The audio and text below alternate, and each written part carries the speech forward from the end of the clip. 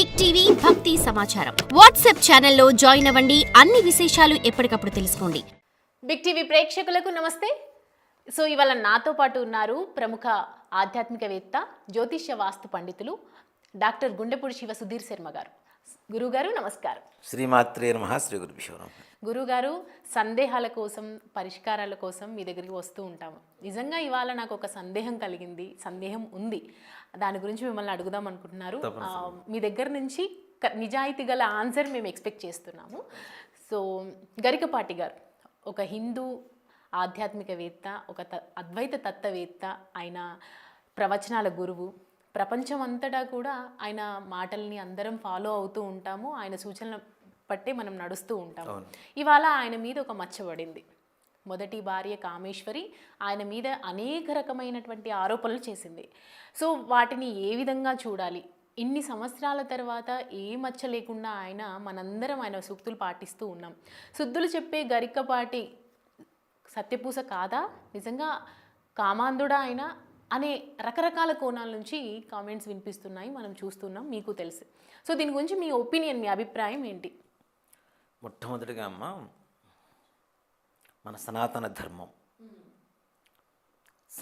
ధర్మం చాలామందికి అనేక రకాలుగా వాళ్ళ సంబంధించినటువంటి కోణాల్లో చూస్తూ ఉంటారు, చెప్తూ ఉంటారు. ఘాటుగా, నిర్మోహమాటంగా ఏ విషయాన్నైనా సరే సూటిగా చెప్పగలిగినటువంటి శక్తి, స్థోమత, లక్షణాలు కలిగినటువంటి ఏకైక ఆధ్యాత్మికవేత్త ఎవరన్నా ఉన్నారు అంటే మన తెలుగులో మొట్టమొదటిగా గరికపాటి నరసింహారావు గారి పేరే చెప్తారు. ఆయన చెప్పేది గుండెల్లో గుచ్చుకుంటుంది మొట్టమొదటిగా. కానీ లోతుగా ఆలోచిస్తే ఆయన మన క్షేమాన్ని ఎంత కోరుకుంటున్నారు అనేటువంటిది అందరికీ తెలిస్తేనా.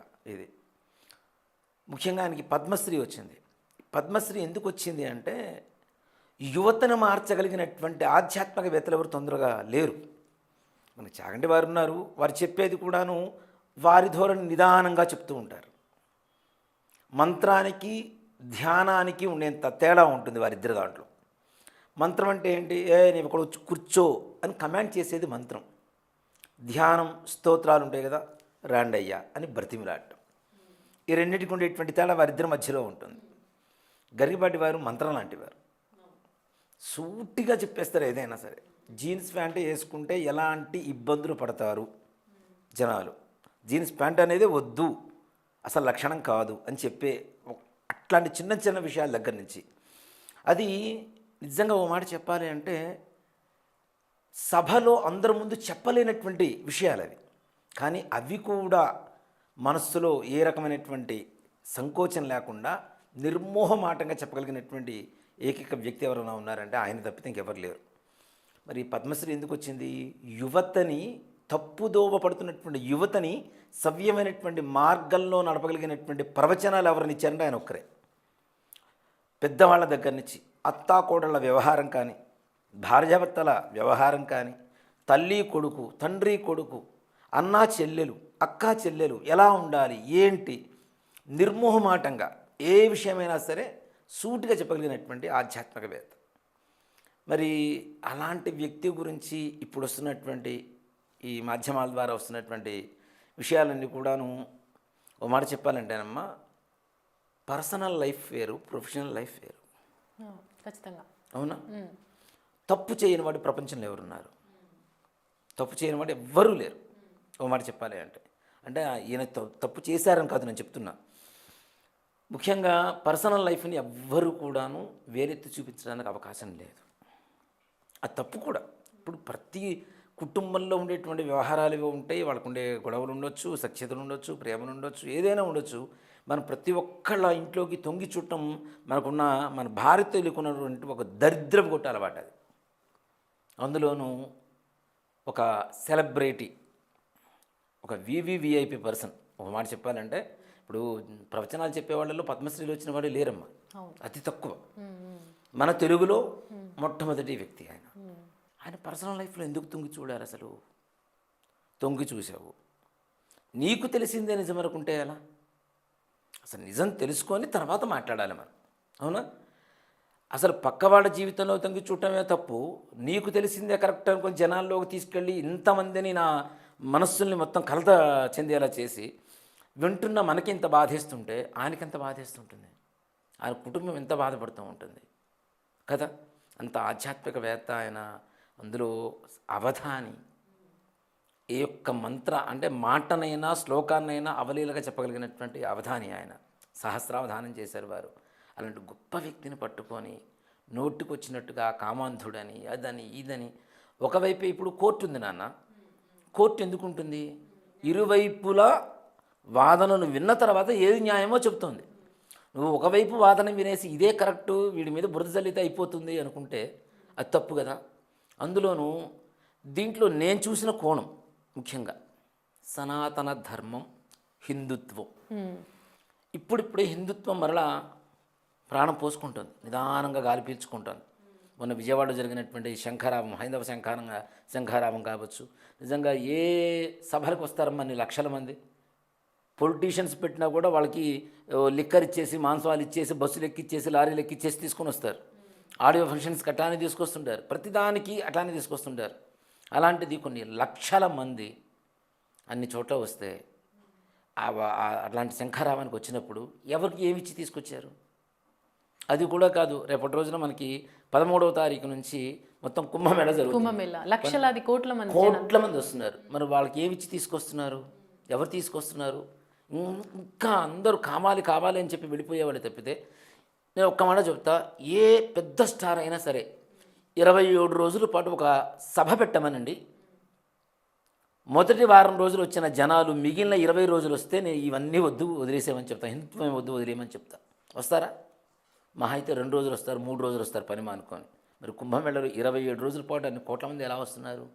కేవలం సనాతన ధర్మం మీద ఉండేటువంటి నమ్మకం పెరిగింది, ఇప్పుడే ఉసురు పోసుకుంటుంది, మరలా గాలి పీల్చుకుంటున్న సమయంలో ఇటీవల కాలంలో మనకి గరికపాటి వారు చాలా ప్రాముఖ్యంగా ఉన్నటువంటి వ్యక్తి, చాగంటి వారు, ఇట్లాంటి వారు పెద్దవాళ్ళు ఎవరైతే ఉన్నారో వీళ్ళ వల్ల సనాతన ధర్మం మరలా నిలబడుతోంది అనేటువంటి ఒక ఆశ పుట్టిన సమయంలో ఆయన వ్యక్తిగత జీవితాన్ని వేరెత్తి చూపి ఇక్కడ నాశనం అవుతుంది ఎవరు?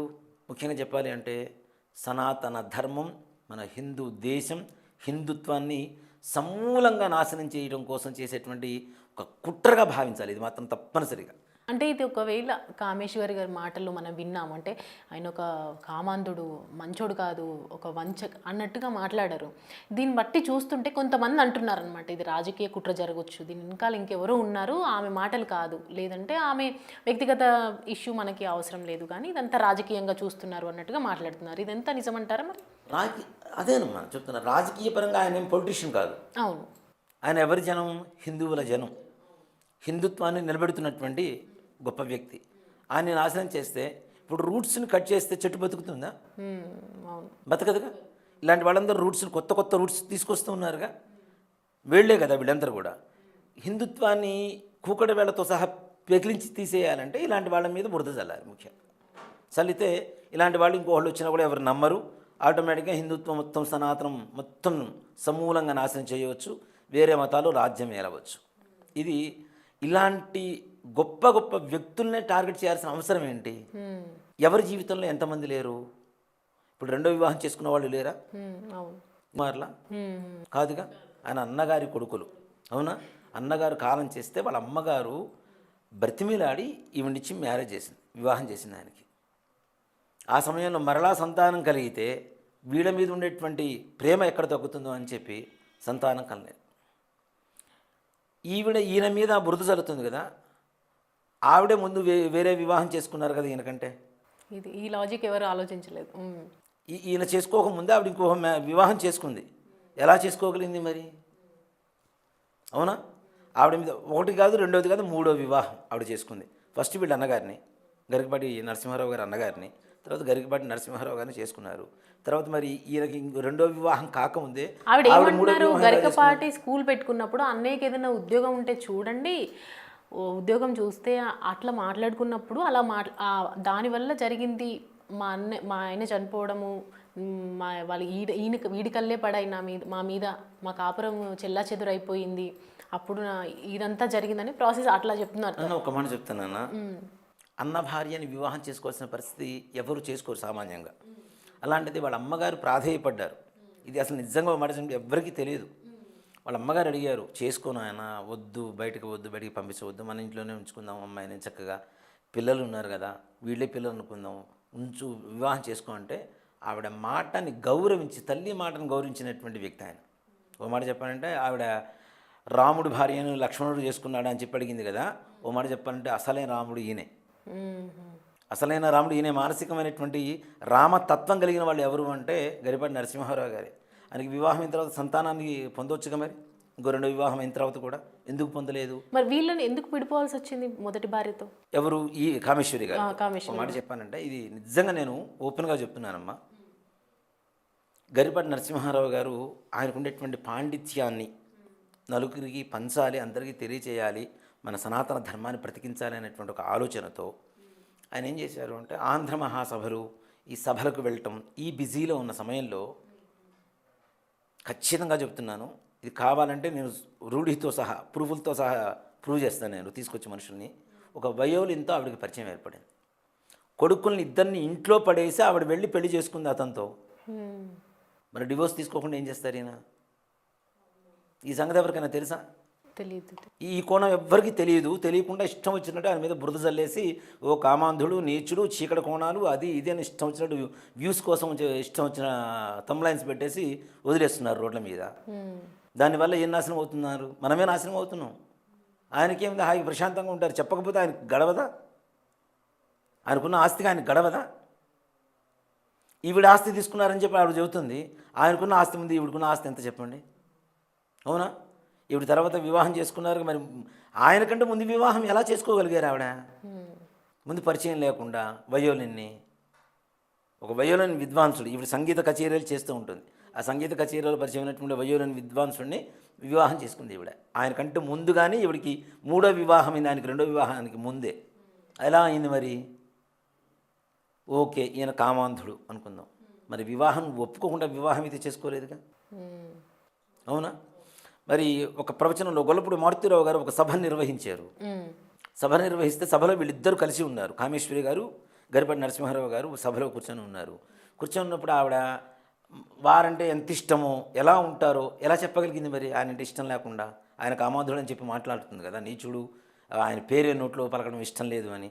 ఆయన పేరు పలకాలి అంటే నరసింహారావు గారు కదా, నారసింహ శబ్దాన్ని పలికితే లోపల ఉండేటువంటి సకల పాపాలు నాశనం అవుతాయి. ఆ సంగతి తెలుసుకొని ఒకసారి ఆయన పేరుతో ఉన్న స్వామివారిని తలుచుకుంటే ఆవిడకుండే చేసిన పాపాలన్నీ కూడా పోతాయి. ప్రతి ఒక్కళ్ళు ఆడవాళ్ళు చెప్తే ఇది కరెక్ట్ అనుకుంటే తప్పు. ఎవరి కోణంలో వాళ్ళు చెప్తూ ఉన్నారు. అసలు నిజమైనటువంటి ఆ నిజానికి ఉండేటువంటి కోణం ఏంటో చూడకుండా ఇష్టం వచ్చినట్టు మాట్లాడటం అనేది చాలా తప్పు. నిజంగా ఒక మాట చెప్తానన్న, ఇప్పుడు అన్నగారి కొడుకులు ఈయనకు సంతానం తీసుకోవచ్చు కదా, రెండో వివాహం అయిన తర్వాత. ఆ ఇద్దరు కొడుకుల్ని ఎందుకు ఇచ్చేస్తున్నారు? అవునా? కొడుకుతో క్రిమినల్ కేసులు పెట్టించారని చెప్పారు. అవును, వాలి సుగ్రీవుని కథ చెప్పినందుకు నా మీద క్రిమినల్ కేసు పెట్టించారు అని చెప్పారు కదా ఆవిడ. మరి అసలు కొడుకులు నిజంగా నువ్వు ప్రేమగా చూసుకున్నట్టయితే నీ కొడుకులు నీ మీద ఎందుకు కేసు పెడతారు? తండ్రి చెబితే పెడతారా? బయటికి రాలేరా? వాళ్ళు బ్రతకటం లేదా? వాళ్ళకి జీవనాధారణ లేదా? వాళ్ళకి విద్య లేదా? లేదు, మా అమ్మ ఆవిడ నువ్వు ఎట్లా నాతో కేసు పెట్టిస్తామని చెప్పి వాళ్ళ నాన్నతో యుద్ధం చేసేటువంటి పరిస్థితి లేదా వాళ్ళకి? బయటకు వస్తే వాళ్ళకి బ్రతుకు తెరువు లేదనుకుంటున్నారా? ఉంది కదా. వాళ్ళకుండే విద్య అయితే ఎక్కడికి పోదు కదా. మన జేబులో ఉండేటువంటి 100 కోట్ల రూపాయల డబ్బులైనా ఎవరైనా దొంగతనం చేయగలుగుతారు. మస్తకంలో ఉండేటువంటి విద్యను ఎవరు దొంగతనం చేయలేరు కదా. వాళ్ళకి విద్య ఉంది కదా, ఆల్రెడీ మనం చూస్తున్నాం కదా, వాళ్ళ ప్రవచనాలు కూడా చూస్తున్నాం కదా కొన్ని కదా. మరి అలాంటప్పుడు వాళ్ళు బయట చదువుకొని బయట బ్రతకగలిగినటువంటి స్తోమత ఉన్నటువంటి వ్యక్తులు కూడా తల్లి మీద కేసు పెట్టాల్సిన పరిస్థితి వచ్చిందంటే నువ్వు వాళ్ళని ఏ హీనమైనటువంటి పరిస్థితుల్లో వాళ్ళిద్దరిని వదిలేసి వెళ్ళిపోయావో వాళ్ళకి ఇప్పటికీ గుర్తుంది. కావాలంటే ఇప్పుడు తీసుకుని వెళ్ళి నీ కొడుకులు నీ దగ్గర పెట్టుకో, కావాలంటే వస్తారా? ఎందుకు రావటం లేదు? భర్త నీచుడు అనుకుందాం, మరి కొడుకులు ఎందుకు దగ్గర రావటంలా? తల్లి ప్రేమకు మించింది ప్రపంచంలో ఇంకోటి లేదని మనం చెబుతూనే ఉంటాం. తల్లిని మించిన దైవం లేదని కూడా శాస్త్రమే చెప్తూ ఉంది. నగాయత్రేయ పరమంత్రం నమాతు పరదైవతం అని చెప్పి తల్లికి మించిన దైవం లేదు, గాయత్రి మంత్రానికి మించిన మంత్రం లేదని చెప్తున్నారు. మరి అలాంటి తల్లిని కూడా ద్వేషించేంత స్థాయిలో, అంటే తల్లి అనేటువంటి ఒక పదానికి కూడా కళంకం తెచ్చినటువంటి నువ్వు ఒక పెద్ద అంటే భారతదేశంలో ఉన్నటువంటి అత్యున్నతమైనటువంటి పురస్కారాన్ని పొందినటువంటి కొంతమంది హిందువుల్ని తప్పుదోవ పడుతున్నటువంటి హిందువుల్ని సరైనటువంటి దారిలో నడిపిస్తున్నటువంటి ఒక మహానుభావుడి మీద ఇన్ని సంవత్సరాల తర్వాత 2001లో నువ్వు బయటికి వెళ్ళిపోతే 2024 నువ్వు గొడవ చేయాల్సిన అవసరం నీకేంటి? 25 సంవత్సరాల 24 సంవత్సరాలు నాన్న, దాదాపు 23 సంవత్సరాలు 24 సంవత్సరాలు. ఇన్ని సంవత్సరాల తర్వాత నువ్వు ఎందుకు గొడవ చేస్తున్నావు? ఎవరు నీ వెనక ఉండి నడిపిస్తున్నారు? హిందుత్వాన్ని నాశనం చేయాలని నీకు ఎందుకు అంత ఇది పుట్టింది? నువ్వు నేను హిందువుని, నేను పూజ చేసుకుంటుంటాను, నా ఉపాసన చేసుకుంటాను, అది చేస్తాను ఇది చేస్తానని చెప్తున్నావు. అంత ఉపాసన చేసేటువంటి అమ్మవారు నీకేం చెప్పింది? నువ్వు చేస్తున్న దేవుడు నీకేం చెప్పాడు? ఎదురువాడి జీవితాన్ని నాశనం చేయి, హిందుత్వాన్ని నాశనం చేయని చెప్పి దేవుడు చెప్పాడా? అలా నువ్వు చేయడం వల్ల ఏం నాశనం అవుతుందని నీకు ఆ మాత్రం ఆలోచన లేదా? నువ్వు సాంస్కృతిక ఫ్యాకల్టీ ఆవిడ, కాలేజెస్లో సంస్కృతి చెప్తూ ఉంటారు ఆవిడ. ఆవిడతో పాటు పని చేసిన వాళ్ళు నాకు తెలుసు. అంటే ఆవిడ గురించి మీకు సవివరంగా ఆవిడతో పరిచయం ఉన్నటువంటి వ్యక్తులతో నేను మాట్లాడిన తర్వాతనే మీడియా ముందుకు వస్తున్నాను. లేకపోతే ఇంతవరకు ఇదే ఫస్ట్ వీడియో నేను ఆయన వారి గురించి చెప్పడం కూడా. ఓ మాట చెప్పానంటే సవివరంగా ఆయన ఉన్న పరిస్థితి ఏంటి, ఆయన ఉన్నత భావాలు ఏంటి, ఆవిడ చేసిన పరిస్థితులు ఏంటి, నిజంగా చెప్తున్నాను. నా పిల్లలు ఇద్దరిని కూడా వదిలేసి వెళ్ళిపోయింది ఆవిడ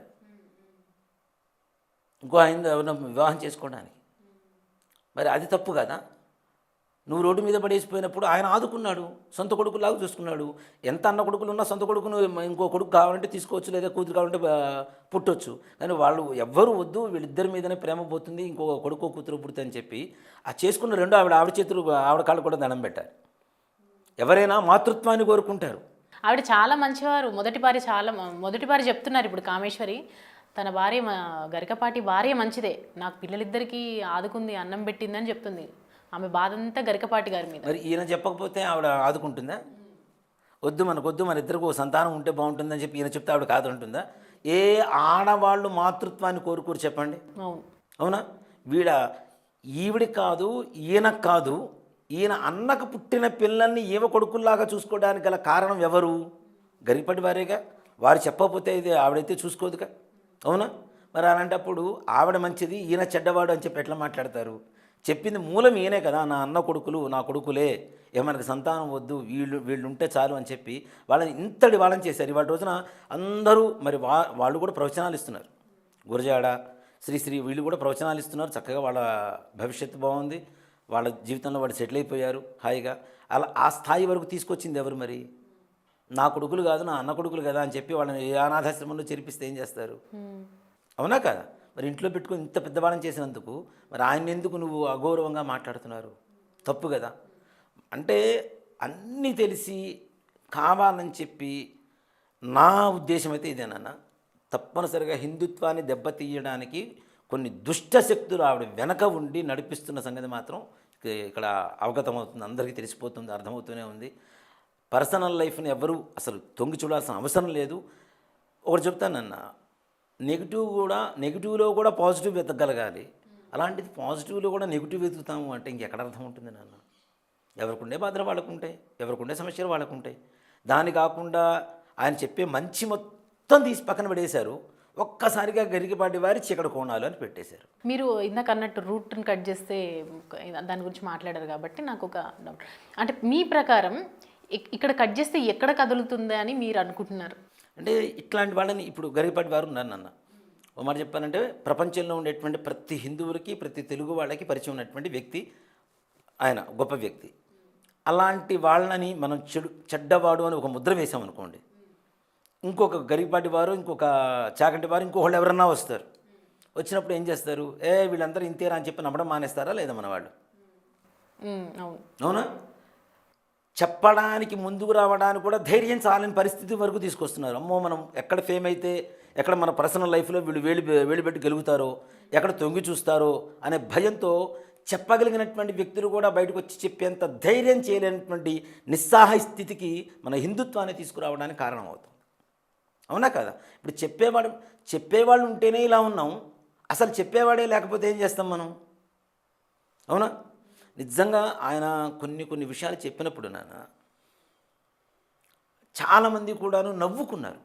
యూత్ అంతా కూడాను కేవలం కాసేపు నవ్వుకోవడం కోసం కూడా ఆయన వీడియోస్ కొంతమంది ఎంకరేజ్ చేసిన వాళ్ళు ఉన్నారు. కానీ అలాంటి యూతే ఆయన చెప్పినటువంటి ధర్మ మార్గంలో నడిచినటువంటి వాళ్ళు కొన్ని లక్షల మంది ఉన్నారు. ఇప్పుడు ఆయన చెప్పబట్టి లక్షల మంది బాగుపడ్డారు, కొంతమంది వినలేదు, వదిలేశారు. అసలు చెప్పేవాడు లేకపోతే ఈ లక్షల మంది కూడా పాడైపోయినట్టేగా. అవును. అవునా? సో ఇలాంటి వాళ్ళని బయటికి రానివ్వకుండా, ఇంకొకళ్ళు ఎవరు చెప్పనివ్వకుండా, ఫేమ్ అయితే ఎక్కడ మన పర్సనల్ లైఫ్లో తొంగి చూసి మనల్ని ఎక్కడ బ్లేమ్ చేస్తారో అనేటువంటి ఒక భయాన్ని సృష్టించి ఇంకెవరూ కూడాను ఈ స్థాయిలో చెప్పడానికి అవకాశం లేకుండా చేస్తూ, చెప్పడానికి ఎవరు లేకపోతే ఏమవుతుంది, నాశనం అవుతూ ఉంటుంది హిందుత్వం. ఈ ఇష్యూ జరిగిన 2 రోజుల తర్వాత, అంటే 2-3 రోజులు అంటే జరుగుతున్న గత వారం నుంచి చూసుకుంటే కూడా ఈ ఈ క్రమంలో ఈరోజు గరికపాటి గారు రియాక్ట్ అయ్యారు. ఏమని, నేను పరువు నష్టం దావా కింద వేయాల్సి వస్తుంది, హైకోర్టుకు వెళ్తాను, నేను దీని గురించి మీ పైన నేను కేసు వేస్తాను అని. అంటే నార్మల్గా గరికపాటి గురించి మనం చూసుకున్నట్టయితే మీ మాటలో ఎవరిని అడిగినా కూడా ఆయన ఒక గాడ్ లాగా చెప్తారు, ఆయనను అందరు ఫాలో అవుతారు ఫస్ట్. ఒకప్పుడు ఆయనని తీసుకెళ్ళి ఆయన అసలు ఈయన బ్రెయిన్లో ఏముందని చైనాకి వెళ్ళి టెస్ట్ చేశారు. ఇంత మెమొరీ ఎక్కడి నుంచి వస్తుంది, ఇంతటి జ్ఞానం ఎక్కడి నుంచి వస్తుంది అంటే, అంతటి వ్యక్తికి ఒక కుటుంబ సపోర్ట్ అనేది ఎందుకు లేదు? అంటే ఇంత జరుగుతున్న ఇష్యూ, ఆయన మీద ఇట్లా నిందలు పడుతున్నాయి, ఆరోపణలు పడుతున్నాయి, మరి ఎందుకు బయటకు వచ్చి ఎవరు చెప్పలేకపోతున్నారు? నిజంగా అంతటి గరికపాటికి నిజంగా కోర్టు నుంచి ఇవన్నీ కావాలా, పరువు నష్టం అవన్నీ? అంటే ఒకటి చెప్తానన్న, ఒక వ్యక్తి సహనానికి పరీక్ష ఉంటుంది. ఎంతవరకు సహనం ఉంటుంది? సహనం కోల్పోతే భగవంతుడు కూడా, ఇప్పుడు శ్రీకృష్ణుడు అర్జునుడు యుద్ధం చేయను అంటే నువ్వు చేయాల్సిందని చెప్పాడా లేదా? మానవతా ధర్మం ఆయన చెప్పేది అదే. ఓ మాట చెప్పాలంటే గరికపాటి గారు చేసేటువంటి ప్రవచనాలు ఉండేటువంటిది ఏంటి అంటే personality development, only personality development. మనిషి ఎలా బ్రతకాలి, ఎలా ఉండకూడదు, ఏం చేయాలి, ఏది నమ్మాలి, ఏది మూఢనమ్మకం, ఏది నమ్మకం, ఏది విశ్వాసం, ఏది అవిశ్వాసం అనేటువంటి చెప్పే లక్షణాలు అని చెప్పేవన్నీ కూడాను ఆ పర్సనాలిటీ డెవలప్మెంట్లో కూడాను. ఇప్పుడు నేనే ఉన్నానన్న, సహనం సహనం సహనం, శాంతి శాంతి శాంతి శాంతి అంటాం. ఎంతవరకు శాంతి? మనం తింటుంది ఉప్పు కారాలే, బ్రతుకుతుంది కలియుగంలోనే. అవునా? ఆయన అపార్ట్మెంట్ తీసుకున్నప్పుడు అపార్ట్మెంట్ గురించి కూడా చెప్పారు ఆయన. అవునవును. ఎలా ఉంటుంది? గాల్లో జీవనం, పైన నీతి కాదు, కింద నీది కాదు, పక్కన మంది కాదు, మేకు కొడితే పక్కవాడు వస్తాడని కూడా చెబుతూనే ఉన్నారు ఆయన. అది నిజం కదా. అంటే నిజాన్ని మాత్రమే చెప్పగలిగినటువంటి వ్యక్తి, అబద్ధం లేదు దాంట్లో. నిజంగానే మన మూఢ విశ్వాసాలు చాలా ఉంటాయి. మనం అది చేస్తే ఇది బాగుంటుంది, ఇది చేస్తే బాగుంటుంది, అది కూడా తప్పు, అది కాదు, అది మూఢనమ్మకం తప్పితే నమ్మకం కాదు అని చెప్పి నిర్మోహమాటంగా చెప్తూనే ఉన్నారు. హిందుత్వంలో ఏదైతే తప్పు ఉందో అది కూడా వేలెత్తి చూపించారు ఆయన. అలాంటి నిజంగా ఆయన ఎంత ధార్మికంగా ఉంటారో కొంతమంది ఆయన దగ్గర ప్రవచనాలు చెప్పించిన వాళ్ళు నాకు చెప్పారు. కొన్ని సంస్థల వాళ్ళు డబ్బులు అడుగుతారు, తీసుకుంటారు ప్రవచనం చేసినందుకు. నిజంగా వాళ్ళు ధార్మికమైనటువంటి కార్యక్రమాలు చేసేటువంటి సంస్థే కనుక అయితే తీసుకున్న దాంట్లో సగం అక్కడే వెంటనే ఇచ్చేసి వస్తారు వారికి. ఈ సంగతి ఎంతమందికి తెలుసు? ఆయన అంత తీసుకున్నారు, ఇంత సంపాదించారు, అంత సంపాదించారంటే ఎవరు సంపాదించుకోకుండా ఉన్నారు నాన్న? ఎవరు సంపాదించుకోకుండా ఉన్నారు చెప్పండి? మరి ఈవిడెందుకు ఫ్యాకల్టీగా పనిచేస్తుంది ఇప్పటికీ కొన్ని కాలేజెస్లో? అవునా? ఆవిడ సంపాదించుకోవాలనేగా, ఉన్నది ఒక్కతే కదా, ఏం చేస్తుంది మరి? అవునా కదా?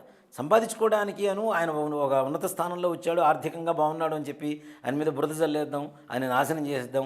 నిజంగా ఇట్లానే ఒక ఆయన ఇట్లా ఏదో అమెరికాలో ఏదో జరిగిందని ఒక అవధాని గారిని ఇట్లానే బురద చల్లారు, ఆయన నాశనం చేశారు. ఈ రెండు ఈయన ఇప్పుడు ఉన్నత స్థానంలో ఉన్నటువంటి వ్యక్తుల్లో గొప్ప వ్యక్తి ఎవరంటే ఈయన పేరు తెలియని యూత్ ఎవరన్నా ఉన్నారా? గరికపాటి వారి పేరు తెలియని యూత్ ఎవరన్నా ఉన్నారా? పెద్దవాళ్ళ సంగతి తీసి పక్కన పెడదాం, పెద్దవాళ్ళకి గ్యారంటీ తెలుస్తుంది. చిన్న వాళ్ళకి ఎవరికైనా తెలియని వాళ్ళకి ఎవరన్నా ఉన్నారా? ఆయన రీల్స్ కూడా మళ్ళీ రీమిక్స్ చేసి చేస్తున్నటువంటి పిల్లలు లేరా, యూత్ లేరా? అంటే ఎంత హృదయాల్లో చొచ్చుకుపోయింది ఆయన మాటలు, ఎంత గుండెల్లో గుచ్చుకుపోయినాయి. అలాంటి వ్యక్తి మీద బురద చల్లడం ఎంతవరకు కరెక్ట్ అది కదా? ఆయన ధార్మికంగా ఉంటారు తప్పనిసరిగా. నేను ఆయన ఒక్కసారి కలిశాను పర్సనల్గా, ఎక్కువ మాట్లాడింది కూడా లేదు. మేము లక్ష దీపోత్సవం చేయడానికి వారిని ఆహ్వానించడానికి వెళ్ళినాం. ఆయన నిర్మోహమాటంగా చెప్తారు, నేను వస్తాను, సర్లేండి నేను వస్తానండి తప్పనిసరిగా, ఇట్లాంటి మాటలు చెప్పారు. నాయన ఆ తారీఖు రోజున నాకు వేరే ప్రవచనం ఉంది, నేను రాలేకపోతున్నాను, మా ఆశీస్సులు మీకుంటే తప్పనిసరిగా. ఇదే మాట, అంతే, దాంట్లో అనుమానం లేదు. ఇంకోళ్ళు ఏం చేస్తారంటే వస్తానండి చూస్తాం తప్పనిసరిగా. మనం ఏం చేస్తాం, ఆయన వస్తున్నారని వెయిట్ చేస్తూ ఉంటాం కదా. రాకపోతే ఏమవుతుంది, ఆయన మీద చెడు భావన కలుగుతుంది. వస్తానని చెప్పారు, రాలేదు, ఎంత పొగరుంది, అది ఇదని మాట్లాడతారు. ఆయన అట్లాంటి వాటిలో కూడా చాలా జాగ్రత్తలు తీసుకుంటారు. నిజంగా పరువు నష్టం దావా అంటే ఎంతవరకు సహనం వహిస్తారు నాన్న? ఇప్పుడు తన పరువుకి, ఇప్పుడు మానం కన్నా ప్రాణం ముఖ్యమని చెప్పి చాలామంది మాట్లాడుతుంటారు. కానీ ఆయన ప్రాణం కంటే మానం ముఖ్యమనేది ఒకటి. అవునా? ప్రాణమానముల యందు బొంకినా బొంకవచ్చు అని చెప్పి ఒక శాస్త్రం ఉంది. ప్రాణం పోయేటప్పుడు, మానం పోయేటప్పుడు ఏదైనా అబద్ధం చెప్పినా పర్లేదని చెప్తారు. కానీ ఆయన మానం పోతున్నప్పుడు, ఆయన పరువు పోతున్నప్పుడు ఆ మాత్రం స్పందించకపోతే నిజంగా మౌనం అంగీకారం అంటారు కదా. ఆయన మౌనంగా ఉంటే మరి ఆయన తప్పు చేసినట్టే కదా జనాలందరి దృష్టిలో. ఏం చెయ్యకపోతే ఆయన ఎందుకు మౌనంగా ఉంటారు? ఇది ఒక మాట వస్తుంది మళ్ళీ ఆయన మీద. ఒక మాట చెప్పానంటే ఆయన చేశాడు కాబట్టి నోరు మూసుకొని కూర్చొని ఉన్నాడు. తప్పులు మొత్తం ఆయనవే. రేపటి రోజున ఇదే మాట అంటారు. ఇంకొకడు ఎవడో మొన్న ఈ మధ్య ఆయన చెప్పే ఇప్పుడు ప్రవచనాల్లో ఉండేటువంటి ఆంతర్యం ఏమిటి, అక్కడ ఉండేటువంటి సందర్భం ఏంటి చూసుకొని చెప్తూ ఉంటారు. ఇప్పుడు మొన్న ఈ మధ్య ఆయన మీద తర్వాత చాగంటి వారి మీద, శృంగేరి స్వామివారి మీద. ఇప్పుడు గరిగిపడ్డి వారు ఒక ప్రవచనకర్త నాన్న. శృంగేరి స్వామివారు ఉన్నారు, భారతీయ తీర్థ స్వామివారు. ఆయన చెప్పిన దాంట్లో కూడా తప్పులు వెతుకుతూ ఆయన మీద వ్యంగ్యంగా ఒకడు మాట్లాడాడు. దాస్ పైలా అని ఒకడు ఉంటాడు శ్రీకాకుళంలో. అలాంటి వ్యక్తుల మీదే పడుతున్నప్పుడు ఇలాంటి కాకపోతే నేను ఒకటే చెప్తున్నా గరిగిపడ్డి వారికి, మనం వారికి చెప్పేంత స్థాయి వర్షం కాదు వారి. అట్లా అంటే మనలాంటి వాళ్ళని కొన్ని కోట్ల మందిని కలిపితే ఒక గరిగిపడ్డి వారు అవుతారు. ఏనుగు వీధిని పోతూ ఉంటే కుక్కలు మురుగుతూ ఉంటాయి. మురిగిన ప్రతి కుక్క దగ్గర ఆగితే ఏనుకుండే విలువ తగ్గిపోతుంది. ఏనుగు చచ్చినా 10,000, బ్రతికున్నా 10,000 కదా. కాబట్టి దయచేసి ఇవన్నీ ఏం పట్టించుకోకండి. మీ ప్రవచనాలు ఎక్కడ ఆపకండి దయచేసి. మీ ఏదైతే ప్రవాహం ఉందో, ప్రవచన ప్రవాహం ఉందో అది కొనసాగించాలి. హిందుత్వం నిలబడాలి, యువత మారాలి, మూఢనమ్మకాల మీద ఉండేటువంటి అనుమానాలు ఏవైతే మొత్తం తీరిపోవాలి. మీలాగా చెప్పేటువంటి వ్యక్తులు లేక చాలామంది ఇంతకాలం కూడా సనాతన ధర్మం మరుగున పడిపోయింది. మీలాంటి గొప్ప వ్యక్తుల వల్ల సనాతన ధర్మం మరలా చిగురు వేస్తుంది. కాబట్టి దయచేసి ఇవన్నీ ఏమీ పట్టించుకోకుండా, మనసులో పెట్టుకోకుండా మా అందరి అంటే భారతీయుల హిందువుల ఎన్ని కోట్ల మంది ఉన్నారో అన్ని కోట్ల మంది తరఫున నమస్కారం చేస్తూ వారిని ప్రార్థిస్తున్నాం మరలా. దయచేసి ఇవన్నీ కూడా పక్కన పెట్టేసి మీ ప్రవచన ప్రవాహం మాత్రం కొనసాగుతూనే ఉండాలి. తప్పనిసరిగా ఆ ప్రవాహంలో మేమందరం కూడా సనాతన ధర్మం అనేటువంటి దాహం తీర్చుకోవాలని చెప్పి మనస్ఫూర్తిగా వారికి నమస్కారం చేస్తూ కోరుకుంటున్నాను. థ్యాంక్ యూ అండి. సో చూశారు కదా, గరికపాటి గారి గురించి, ఆయన మీద పడుతున్నటువంటి నిందల గురించి సుధీర్ శర్మ గారు స్పష్టంగా చెప్పడం జరిగింది. ఇదంతా కూడా ఒక దుష్ట శక్తులు ఆడుతున్నటువంటి నాటకం. హిందూ సనాతన ధర్మాన్ని నిలువున పాతాళానికి ముంచడానికి చేస్తున్నటువంటి ఒక ప్రయత్నం. అంతేకాని గరికపాటి మీద మాకు ఎన్నో సంవత్సరాల నుంచి చూస్తున్నాము, ఆయన గురించి మాకు తెలుసు, ఆయన గొప్ప వ్యక్తి అన్నట్టుగా ఆయన చెప్తున్నారు. సో ఇది. For more videos like this, subscribe Big TV channel.